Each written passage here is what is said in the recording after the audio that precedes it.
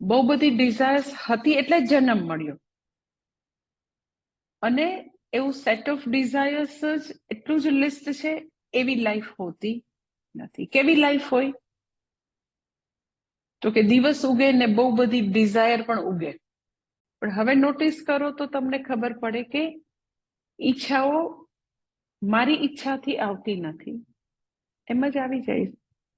આપણી રજા બી લેતું નથી ઈચ્છા, એમ જ જેવા જેવા આસપાસ સંજોગો થતા જાય તો દરેક એરિયામાં જાણે કે ઈચ્છાઓ એડ થયા કરે.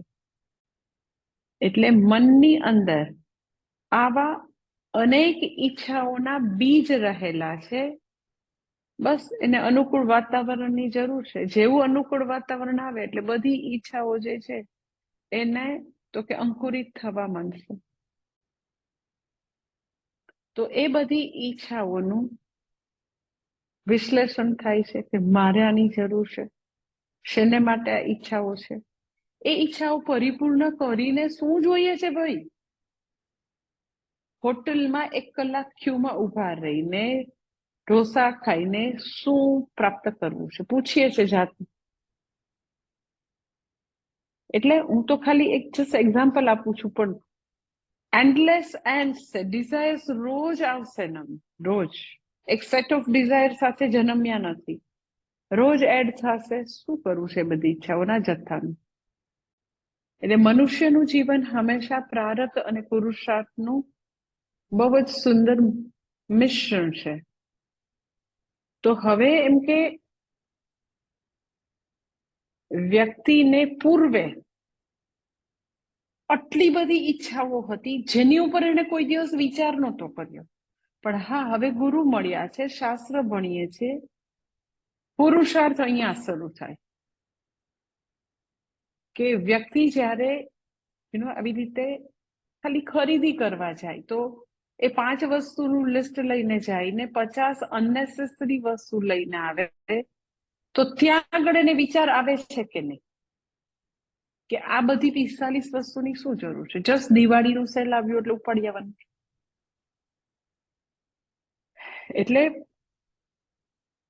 પુરુષાર્થ એટલા માટે કે બહુ બધી ઈચ્છાઓ સહજ રીતે હશે, એ નૈસર્ગિક છે, એ લઈને આવ્યા છે. એ બધી ઈચ્છાઓને કેટલે અંશે, ક્યારે, કેવી રીતે અભિવ્યક્તિ આપી, મારો પુરુષાર્થ. એ કેવી રીતે શરૂ થાય? તો કે શાસ્ત્ર ભણવાથી. એટલે શાસ્ત્ર ભણે એટલે શું થાય?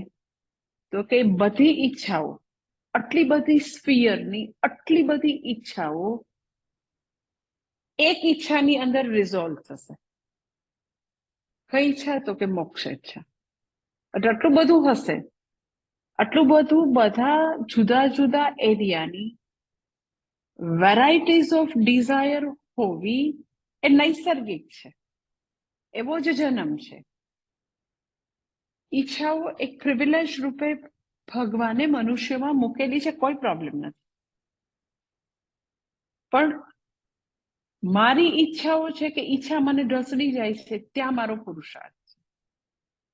ઈચ્છાઓ ખરાબ છે એવું તો હું કોઈ દિવસ કહેતી જ નથી, શાસ્ત્રમાં ક્યાંય નથી લખેલું. જે વ્યક્તિ જ્યારે પુરુષાર્થ નિશ્ચય કરે ત્યારે આ બધી ઈચ્છાઓને પુરુષાર્થ નિશ્ચય રૂપી ઈચ્છા ગળી જશે. આ બધી ઈચ્છાઓ જે છે જાણે કે નિશ્ચય રૂપ ઈચ્છામાં જાણે કે બધી રિઝોલ્વ થઈ જશે. એટલે કોઈ વ્યક્તિને બહુ બધી ભોગવાસના, બહુ બધી કેટલું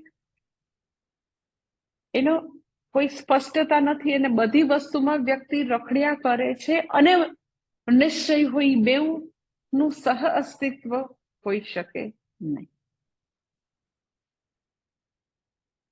એટલે નિશ્ચય જેવો થાય ને વ્યક્તિને, એટલે પછી એક જ ઈચ્છા બાકી રહે, અને એ શું? તો કે વિદ્યા પ્રાપ્ત કરવાનું, જ્ઞાન પ્રાપ્ત કરવાની ઈચ્છા.